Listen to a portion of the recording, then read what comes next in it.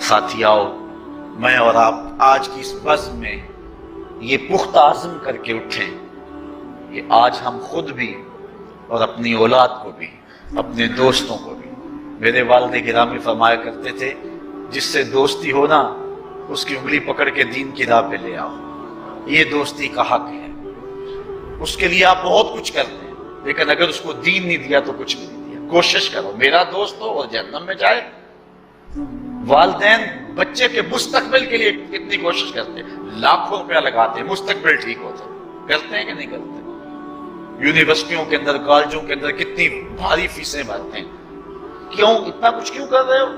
میں نے دیکھا بوڑھا باپ اپنی کمر پہ بوریاں لاد کے مزدوری کرتا ہے، مائیں اپنا زیور بیچ رہی ہیں کہ اولاد پڑھ جائے۔ میاں اتنا کچھ کیوں کر رہے ہو؟ جی مستقبل ٹھیک ہو جائے۔ یہ مستقبل کتنا ہے؟ 20-25 سال کا، اور جو اصل مستقبل ہے اس کی فکر ہی نہیں کسی کو۔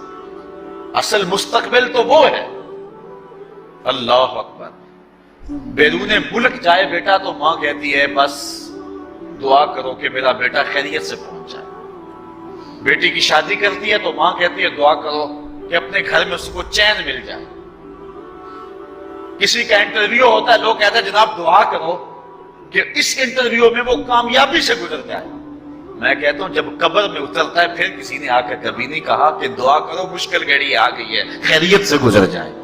اصل امتحان تو یہ ہے، اگر اس امتحان سے گزر گیا تو کامیابی اور بامرادی۔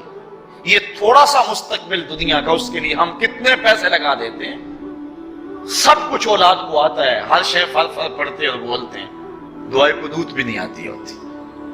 تو ہم اپنی اولاد کے لیے دین کا تحفہ اس کو کبھی نہ چھوڑیں۔ اللہ اکبر، کوشش کریں، محنت کریں۔ حضور نبی رحمت صلی اللہ علیہ وآلہ وسلم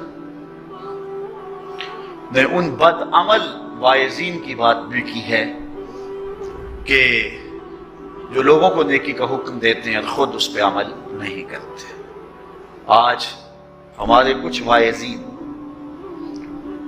لوگوں کو تو واضح و تلقین اور نصیحت کرتے ہیں اور خود نماز میں سخت سستی کا ارتکاب کرتے ہیں، اور جس سے قوم کے اندر نماز میں سستی عملاً پیدا ہو جاتی ہے۔ کوئی عرس کی تقریب ہو، کوئی محفل نعت ہو، کوئی جلسہ ہو، کوئی شادی کی تقریب ہو، نماز کے وقت کا پورا خیال رکھا کریں اور اس بات کا لحاظ رکھا کریں۔ بلکہ ہمارے ہاں ایک عجیب سا فیشن ہے اور عجیب سی بات ہے، میں بڑا حیران ہوا کرتا ہوں کہ عشاء کے بعد جب جلسے ہوتے ہیں نا ہمارے مساجد کے اندر، تو مغرب سے اعلان شروع ہو جاتا ہے آج رات فلاں صاحب خطاب فرمائیں گے، اور پھر جب نماز عشاء ہوتی ہے تو ہمارا نقیب محفل کھولتا ہے لاؤڈ سپیکر اور وہ اعلان کرتا ہے حضرات جماعت ہو چکی ہے، آپ مسجد میں آ جائیں۔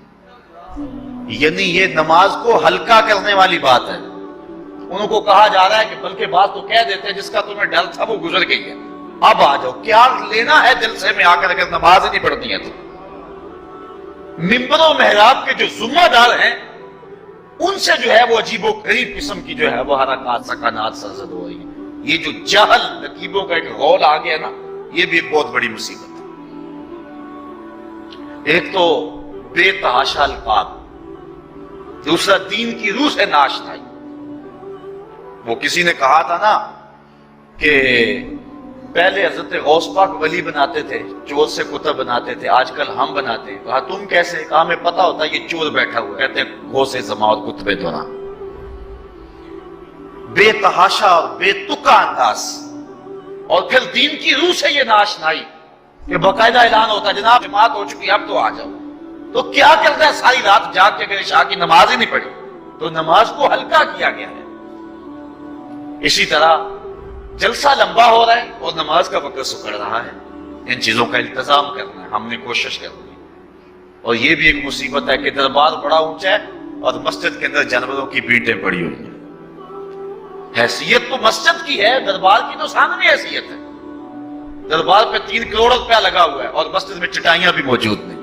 اپنے بھی خفا مجھ سے ہیں بیگانے بھی ناخوش، کہ زہر ہلاحل کو کبھی کہہ نہ سکا کند، بات وہی کہتا ہوں سمجھتا ہوں جسے حق، میں ابلہ مسجد ہوں نہ تہذیب کا فرزند۔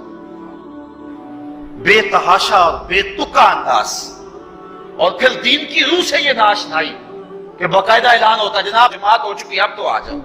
تو کیا کر رہا ہے ساری رات جاگ کے، اگر عشاء کی نماز ہی نہیں پڑھی تو نماز کو ہلکا کیا گیا۔